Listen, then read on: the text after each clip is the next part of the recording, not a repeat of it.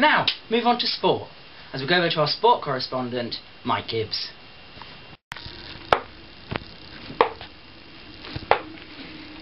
You can't be a bit, buddy. Johnny the Rocket Stud, everybody. Yes? How many times have you been world champion, Johnny? 3 times.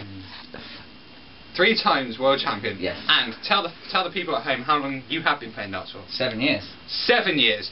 Now, at the moment you scored 42.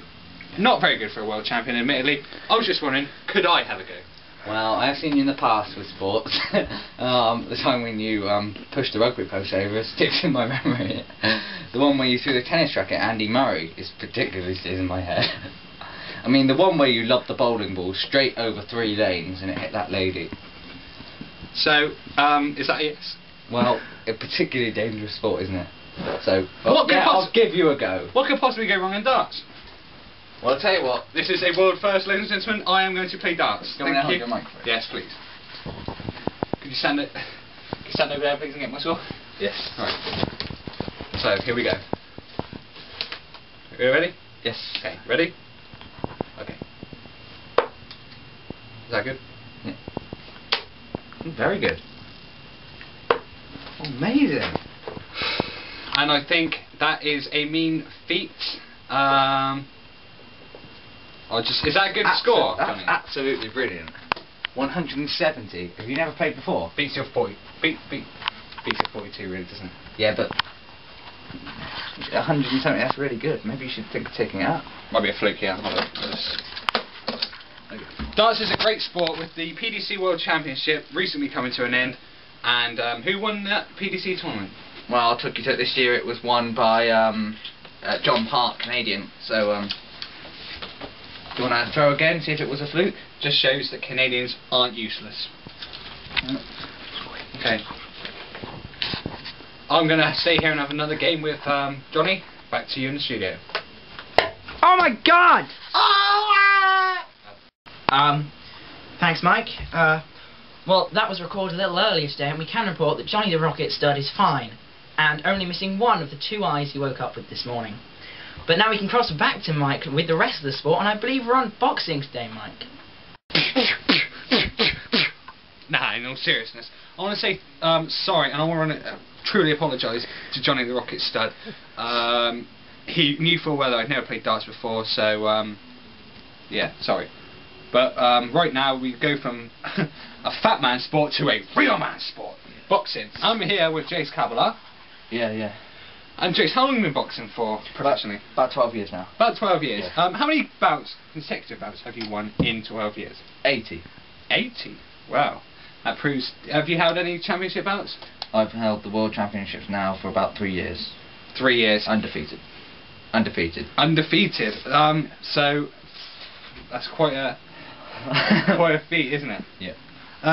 So if I just have I got any boxing gloves to try on or not? Well, I only really get one set. I only get one set because it's only me usually. So. Only you. How do you train to box in such an environment where there's only you? What you do is you wait until there's a big post there and you kind of practice your jabs on them. Okay. Don't get too carried away now. So,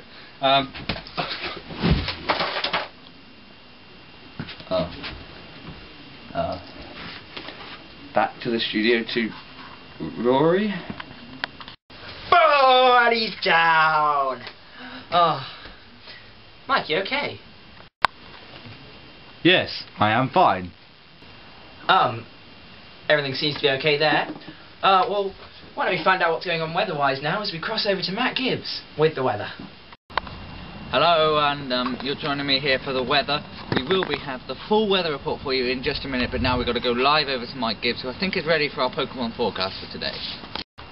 Mike Gibbs with the Pokemon weather report here, and looking at the clouds now, I'd say it was quite a bit squirty at the moment. If you look just up through there, through the clouds peeking through, you can just see a tiny little bit of Charmander. So on my Pokemon rating, I'd say a little bit of Squirrel.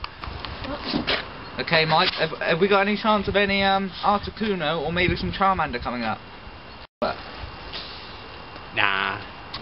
So no Articuno and no Charmander for a few days. I know it's just going to be very Squirtle or wet for the people who are normal around here. Anyway, before we go back to the studio, before you get your full weather report, we can go live to Mr. Dan Wright who's the brand new Outcast.